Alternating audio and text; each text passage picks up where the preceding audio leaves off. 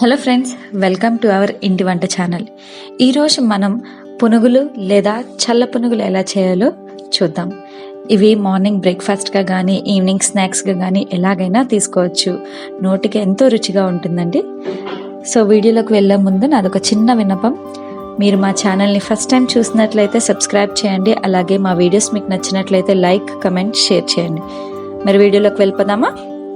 ముందుగా దీనికి కావాల్సిన పదార్థాలు: 1 కప్పు మైదా, 1/2 కప్పు పెరుగు, ఉప్పు, పచ్చిమిర్చి 1, అల్లం ముక్క చిన్నది, అలాగే వాము, బేకింగ్ సోడా.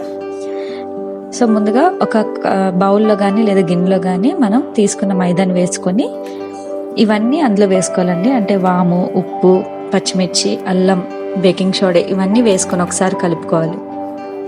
కలుపుకున్న తర్వాత మనం పెరుగు వేసుకుందాం. ఇక్కడ ఏంటంటే పుల్లటి పెరుగు వాడడం వల్ల మనకి ఈ పునుగులు అనేవి చాలా టేస్టీగా వస్తాయండి.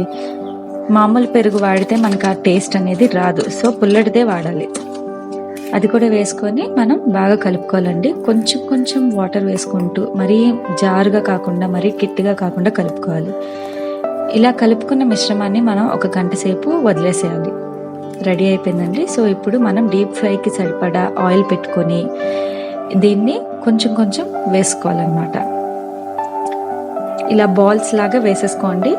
మీరు ఫస్ట్ టైం చూసినట్లయితే కరెక్ట్గా షేప్ అనేది రాదు, ఏం పర్వాలేదు, కానీ ట్రై చేయండి. చాలా బాగుంటుంది. పిల్లలు కూడా చాలా ఇష్టంగా తింటారు. సో ఇలా వేసేసుకొని మనం అటు ఇటు బాగా గోల్డెన్ బ్రౌన్ వచ్చేటట్టు మనం వేపుకోవాలండి.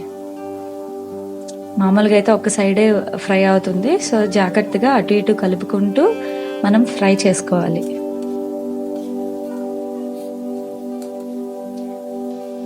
మీడియం ఫ్లేమ్లో పెట్టి ఫ్రై చేసుకోండి, లేదంటే మాడిపోతాయి. హై ఫ్లేమ్లో అయితే లోపల ఉడకదు.